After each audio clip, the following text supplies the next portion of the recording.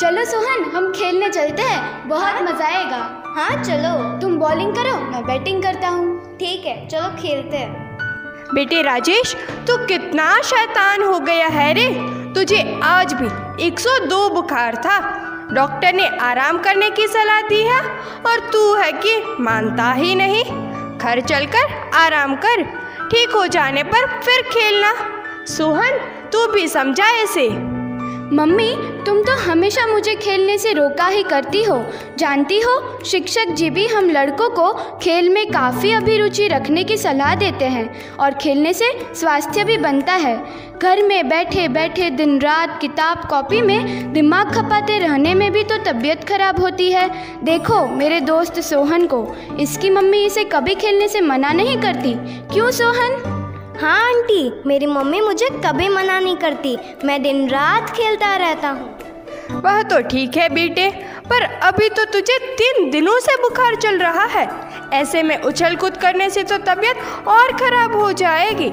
मैं खेलने से मना नहीं करती हूँ, मगर आराम नहीं करोगे तो तबीयत कैसे ठीक होगी? देखो मम्मी, अभी थोड़ी देर तो मुझे खेलने दो। वैसे भी मैं 3 दिन से बाहर नहीं निकल पाया था। थोड़ी देर खेलने के बाद मैं चला जाऊंगा। अब निश्चिंत होकर जाओ प्लीज़ मम्मी।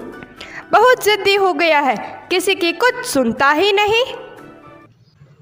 माँ ये देखो, ये कितनी अच्छी गेंद है, मुझे भी ऐसी गेंद चाहिए। हाँ बेटा, जब तेरे पिताजी दिल्ली से कमा कर लाएंगे तो मैं भी तुझे ऐसी ही गेंद दिलवाऊंगी।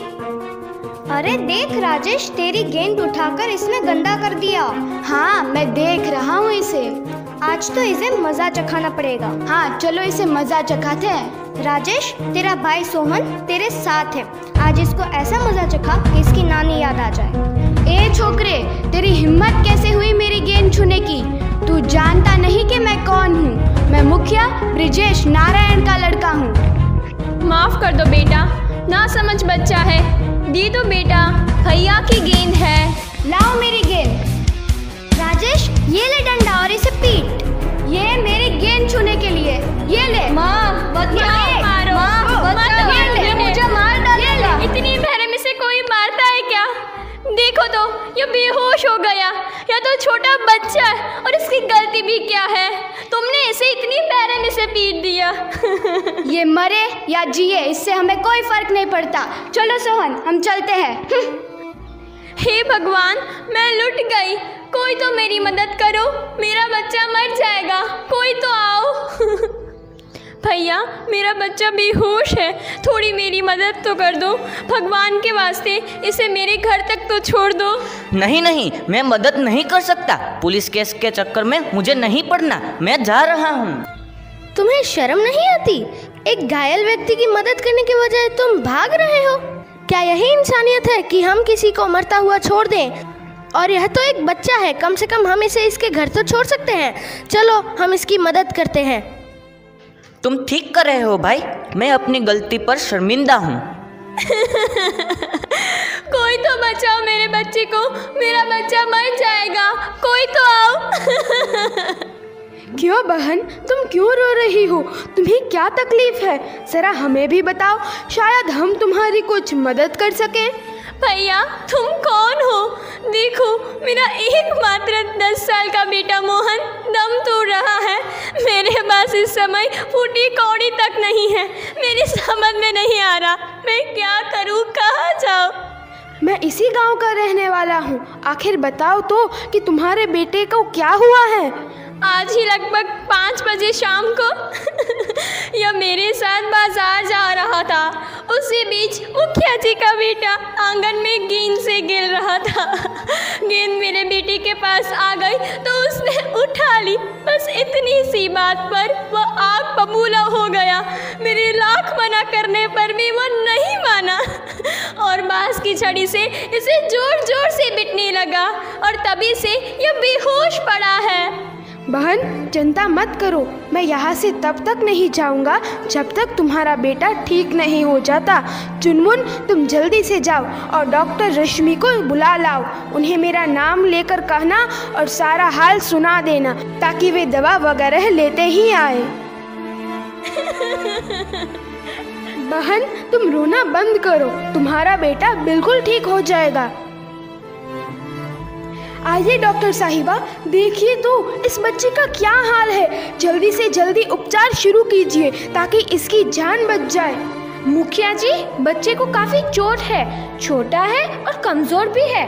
हालत तो नाजुक है, पर मैं इसका इलाज करती हूँ, ईश्वर की जैसी कृपा।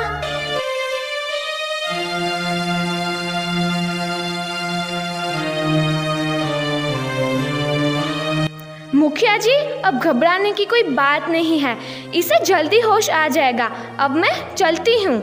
नहीं डॉक्टर साहिबा, कुछ देर और ठहरिए।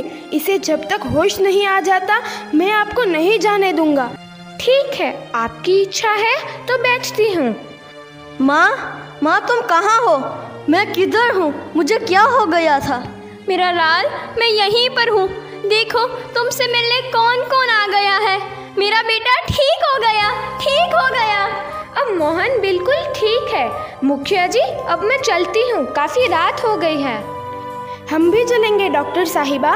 मोहन की माँ, अब तुम्हारा बेटा बिल्कुल ठीक है, इसे दवा देते रहना और कल डॉक्टर साहिबा को एक बार इसकी तबीयत का समाचार ज़रूर बता देना। और ये लो कुछ पैसे, फल वगैरह मंगाकर मोहन को खिला देना। मैं कल किसी समय आकर फिर देख जाऊँगा। भैया, तुमने मेरे बेटे को जीवन दान दिया है। मैं तुम्हारे इस उपकार को कभी नहीं भूल पाऊंगी, कभी नहीं। क्यों राजेश, तुम्हारी तबीयत अब ठीक है? जी हाँ पिताजी, मेरी तबीयत अब बिल्कुल ठीक है। कल शाम जब आप बाहर गए थे तो मैं और सोहन गेंद से खेल रहे थे। हाँ अंकल, हम कल खूब खेले। जानते हो, कल इसने एक गरीब के मासूम बच्चे को कितने बेरहमी से पीटा था। वह तो संयोग अच्छा था कि उस रात हम उसी के घर के बगल से होकर आ रहे थे। उसकी माँ की चीख पुकार सुनकर हमने उसकी खबर ली और डॉक्टर को बुलवाया। जल्दी इलाज होने के कारण वह बच गया, अन्यथा उस बेचारी की गोद सूनी हो जाती। ऐसी है तुम्हारे लाडले की करामत। क्यों राजेश, तुमने ऐसा क्यों किया? उस बदतमीज लड़के ने मेरी गेंद उठा ली थी। अगर यकीन नहीं होता तो सोहन से पूछ लो। हाँ आंटी, उसने हमारी गेंद उठाकर गंदा कर दिया था। तो बस इतनी सी बात के लिए तुमने उस गरीब के लड़के को इस कदर पीटा कि वह बेहोश हो गया? तुम बुरी संगति में पड़कर बदमाश हो गए हो।